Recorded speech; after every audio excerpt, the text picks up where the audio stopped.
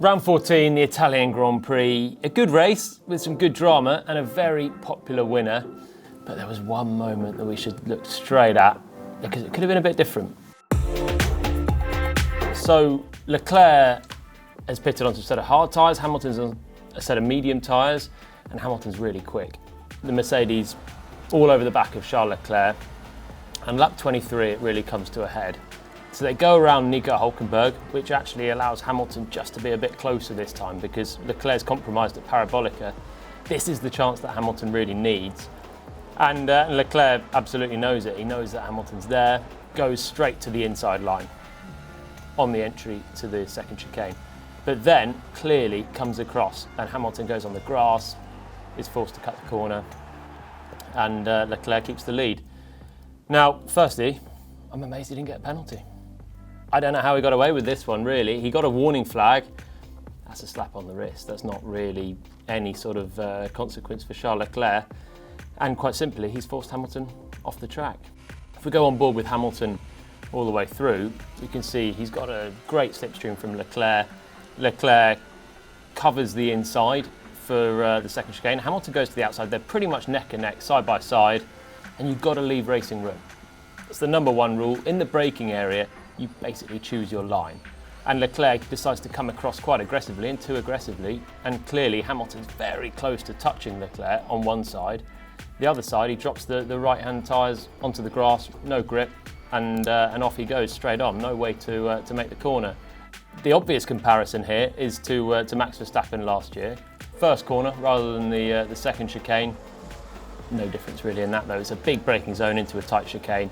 And Verstappen's in third and he's holding on from Valtteri Bottas. Again, the Mercedes is quicker and Verstappen's doing a good job to hold off. But as they hit the brakes, he moves over in exactly the same way as Leclerc.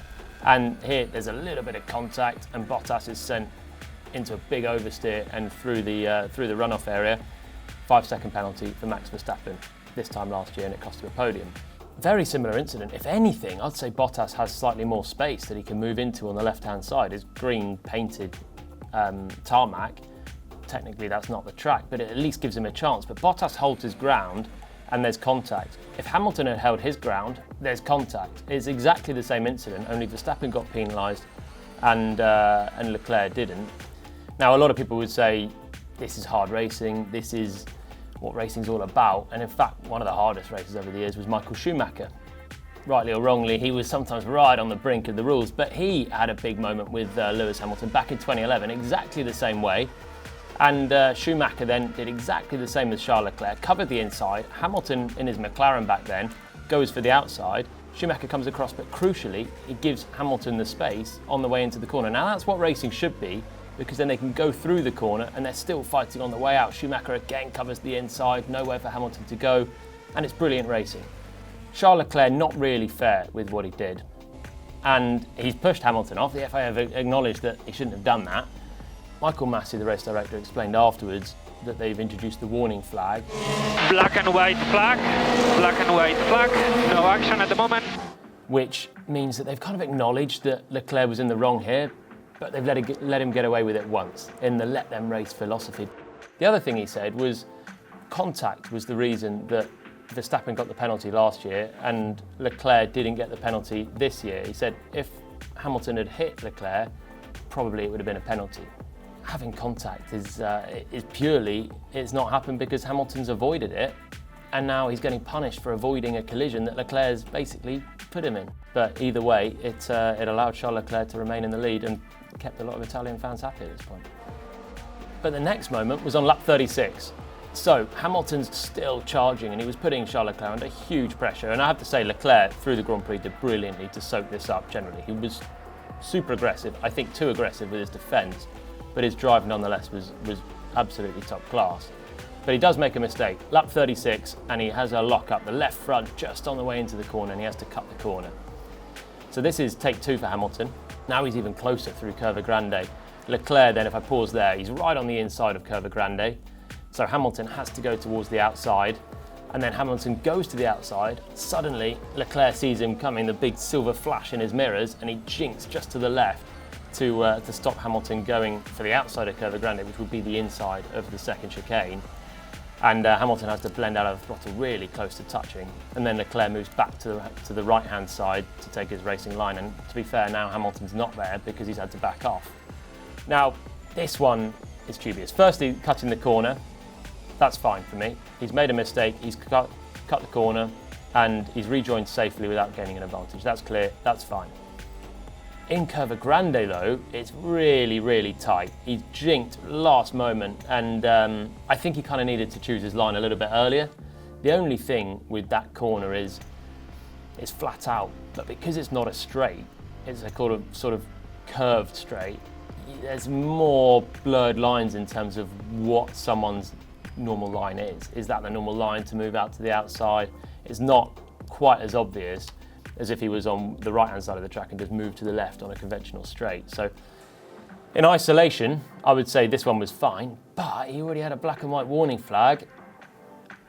He was just so on the limit. And again, this one could have been the second one that put his car in a slightly dangerous position with Hamilton, a late chop across, could have been a penalty. So if not the first, then the second one, in isolation, I wouldn't have said. But on top of already being warned, probably a little bit too aggressive.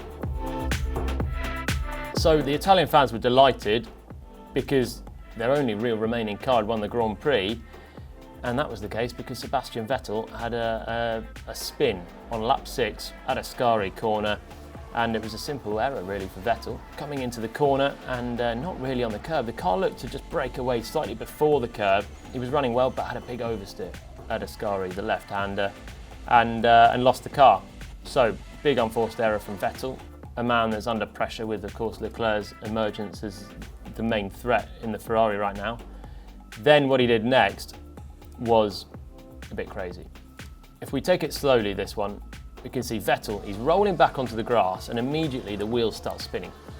He's just spun, and the first thing you want to do as a driver is get back on the track. Absolutely, I can understand this. So his wheels are spinning and he's trying to get going, and he's just inching out onto the track. And if we look closely at his helmet, he's looking twice. Initially, he's looking as Hülkenberg coming through in the Renault, and then he looks ahead again, and then he has another little look just as he sort of half gets back onto the track, and that's when Stroll's coming through. The problem that Seb said after the race was he couldn't see because the cockpit sides are really high. You've got the hands device as well that sort of really restricts your head movement to that, basically. And the halo's right there as well, so that might have played a small part in it all. And basically he said he didn't see anyone coming, so he couldn't see anything, so what do you do? And to an extent, I actually can sympathise with him at this point, because if you just can't see, what do you do? Wait there until you think all the cars have gone through and then emerge back onto the track? So it is a tough one. Having said that, what he did was not really acceptable, to just pull back onto the track. Lance Stroll having a great race in 7th place, and if we go on board with him, we can see that really there's absolutely nothing he could do. Yellow flags are waving. You can see Vettel off the track, slowly inch forward, and now Stroll's in a panic really. Vettel suddenly launches forward as Stroll's coming through, doesn't know whether to turn right, left, there's no space on the inside, has to go outside, and that's just closing all the time. And bam, gets a tag on the right wrist. So unlucky for Lance Stroll. He was having a great race, he's always good in Monza, and he didn't deserve that at all. Ultimately, not a great bit of driving from Sebastian Vettel all round, took a big penalty for it.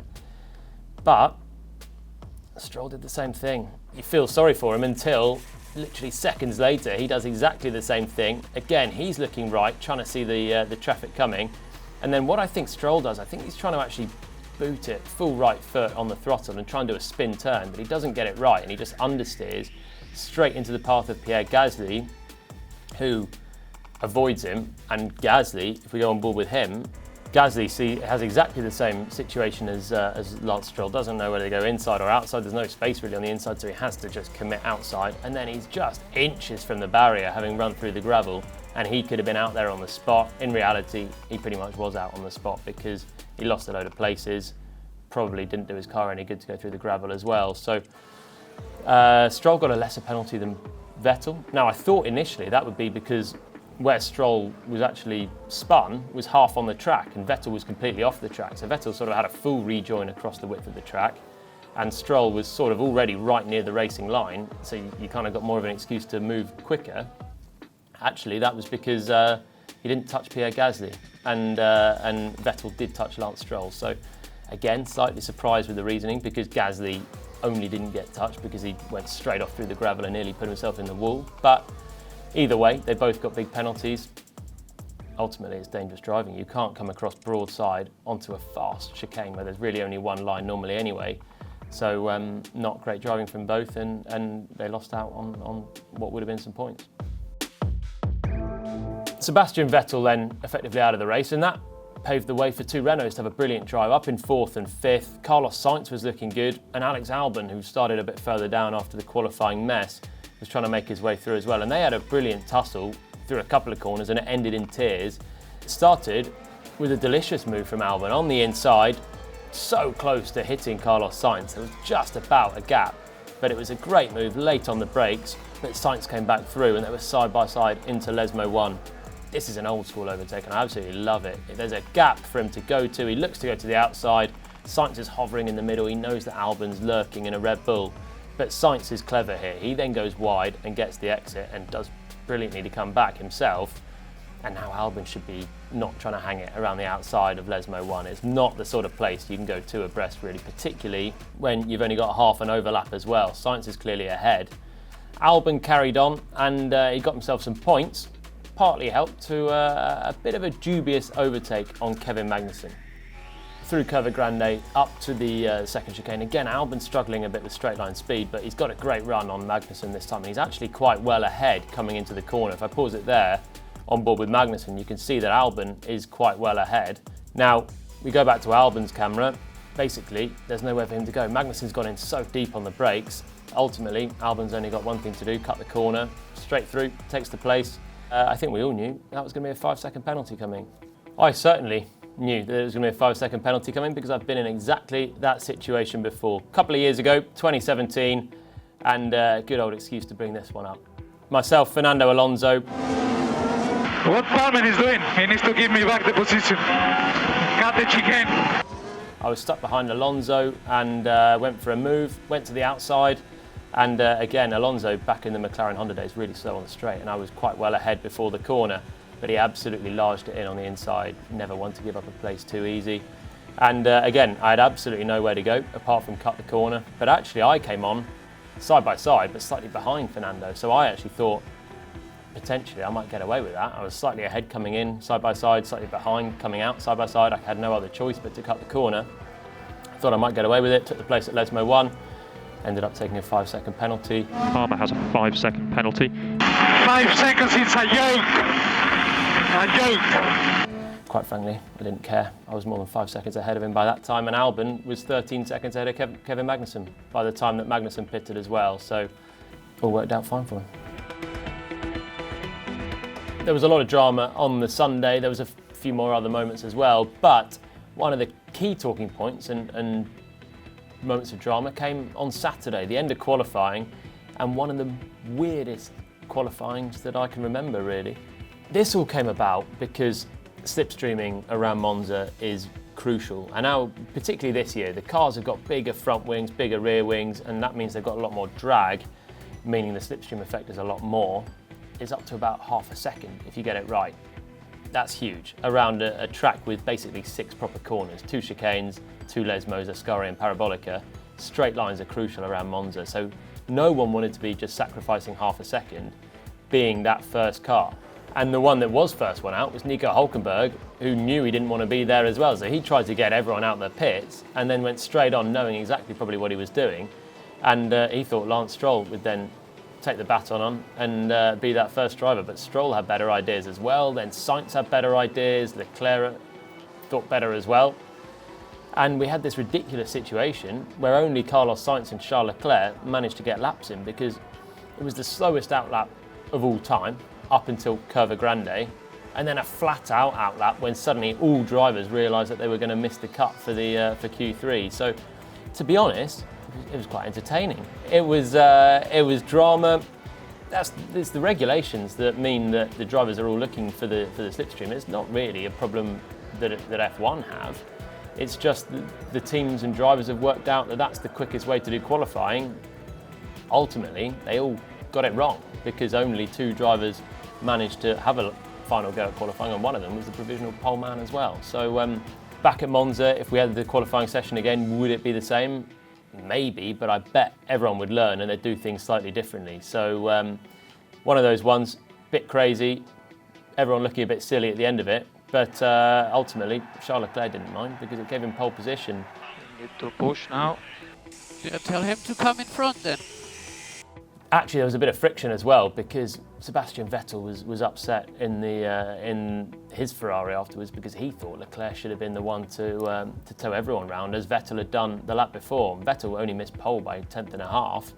If he had a slipstream, he was right there as well. So Vettel was upset on Saturday evening, but ultimately Leclerc went on to win the Grand Prix on Sunday. And actually, Matteo Binotto, the Ferrari team principal, came on the radio afterwards and said all was forgiven. So Leclerc will leave a doubly happy man from Monza.